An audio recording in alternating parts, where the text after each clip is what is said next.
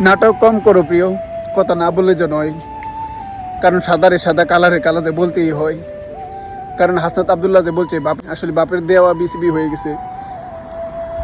কারণ বিসিবির যে সভাপতি বানানো হয়েছে দেখেন আপনারা, ছেলে ছেলে ছেলে বউ চাটাচাটির লোক, তারাই মানে বিসিবির সদস্য সভাপতি হয়ে গেছে।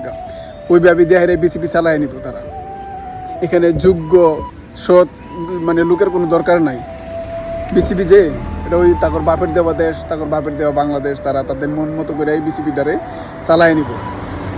এখন তাদের কোনো থাকুক এক্সপিরিয়েন্স না থাকুক তাদের কোনো কিছু, কিন্তু তারা তাদের মতো করে চালায় নেব। আসলে বাপের দোয়া যে বিসিবি বুটটার যেভাবে সাজানো হয়েছিল, হাসনাত আবদুল্লার কথাই দেখলাম, মানে সত্যি এটা গাইটা গুটা দেখছি আর কি, যে আসলে কি বাপের দোয়া না বাপের দেওয়া বিসিবি বুটটারে বানানো হয়েছে এইভাবে। তারপরে দেখলাম যে আসলেই দেখেন আপনার স্ক্রিনে আমি দিয়া দিছি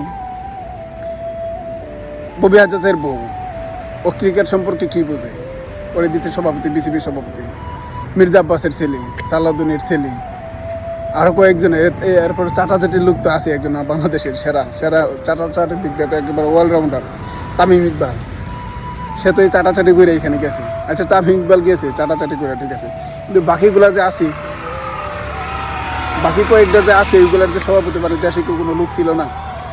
এত যোগ্য গণ্যমান্য লোক থাকা সত্ত্বেও যারা খেলা সম্পর্কে বুঝে না, কোনো ধারণা নাই, তাদেরকে বানায় দিছে বিসিবির সভাপতি। হাই রে সোনার বাংলাদেশ।